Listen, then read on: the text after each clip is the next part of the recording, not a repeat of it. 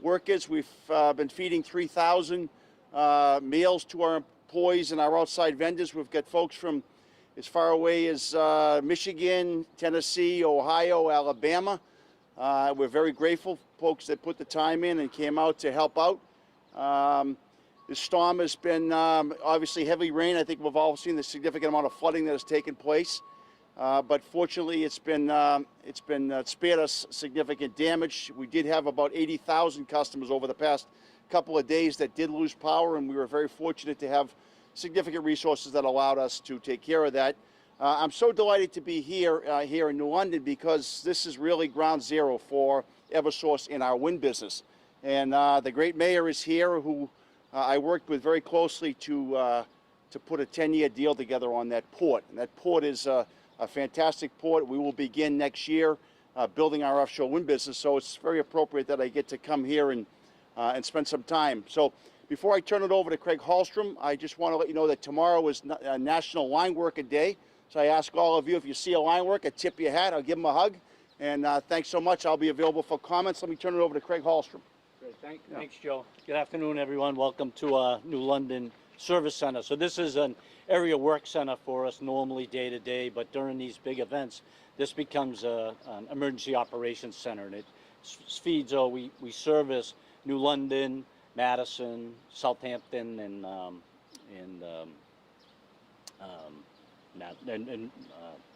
where we are, New London.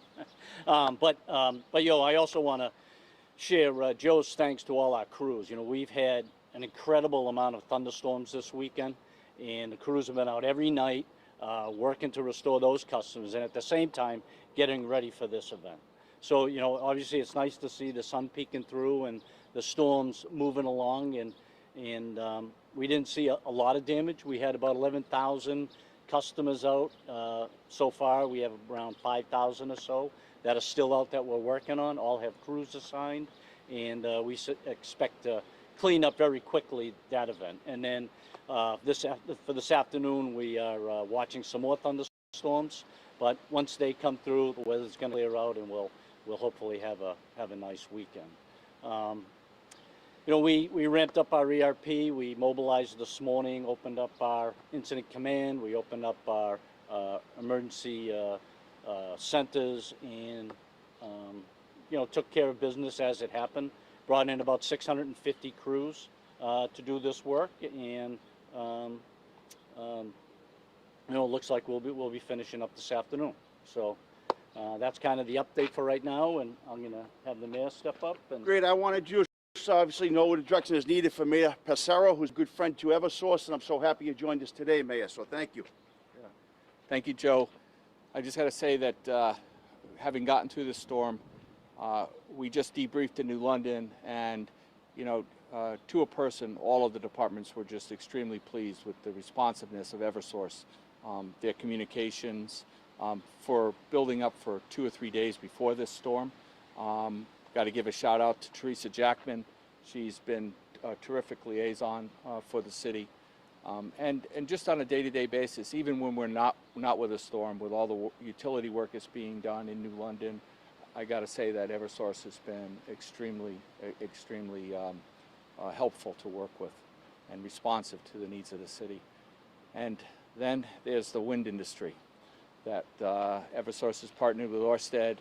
New London's a partner in that deal, and we're really excited to see the project getting started. The construction work is underway now, and it's going to be a quick project to get these wind turbines assembled in New London and brought to their offshore grounds so that they can start producing green energy, the future energy source for the Northeast. And it's a great partnership that we have to do that.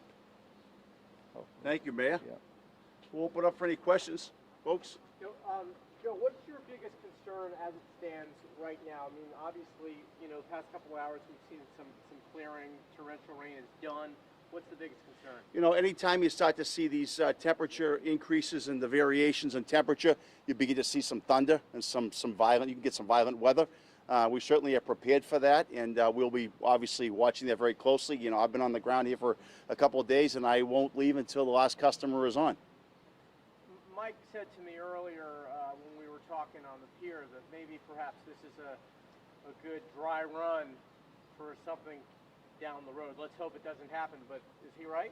Yeah, no, I couldn't agree more. And, we've actually deployed a lot of new systems for our communities. I've been on the phone talking to many communities about how our community portal is working. Basically, what takes place is community will input their priorities, any of the issues that they have. We're communicating real time with them. And this is something we learned from Isaias. A lot of folks say, hey, what are you doing differently? And Isaias was very different, as you know, because everything was decentralized.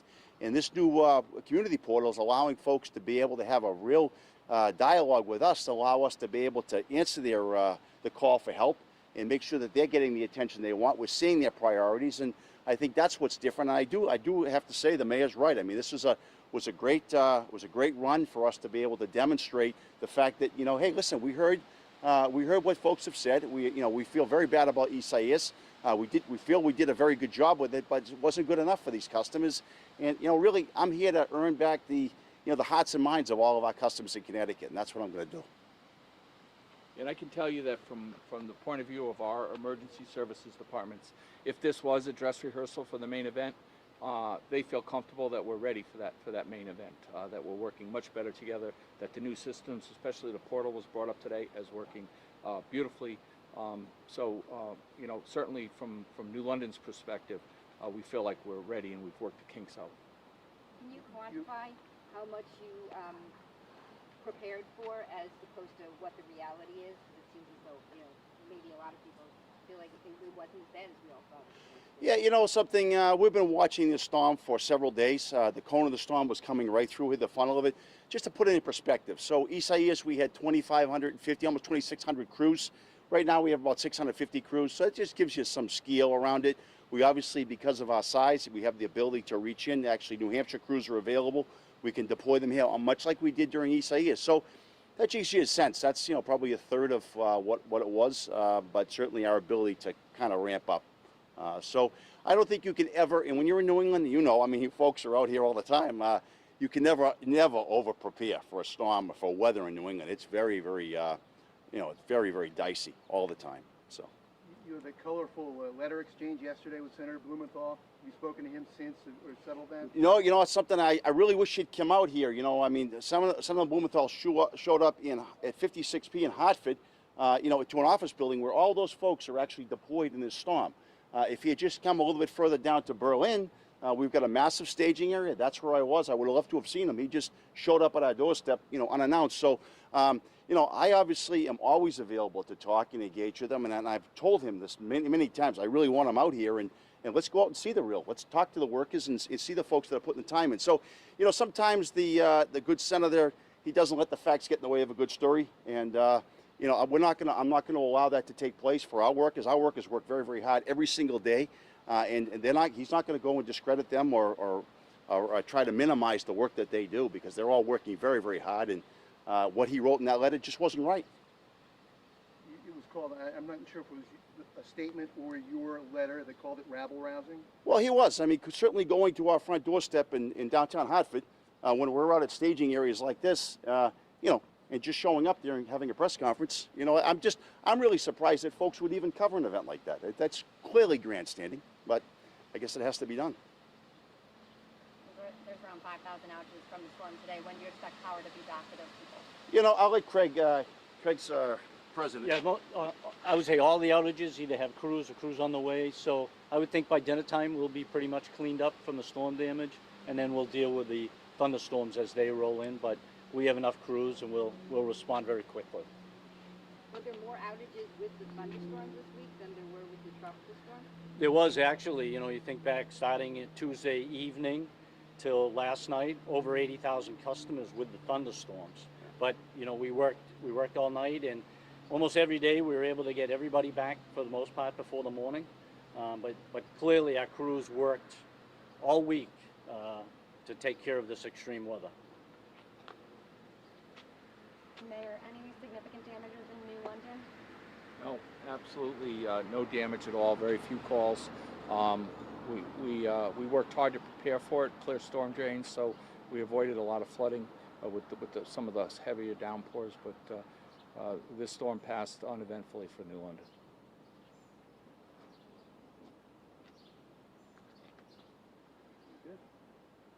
Okay. Hey, thanks everybody for everyone. coming out. Guys. Yep. Thank you. Thanks, guys. Sun come out tomorrow. Look at that. Thank you, Joe.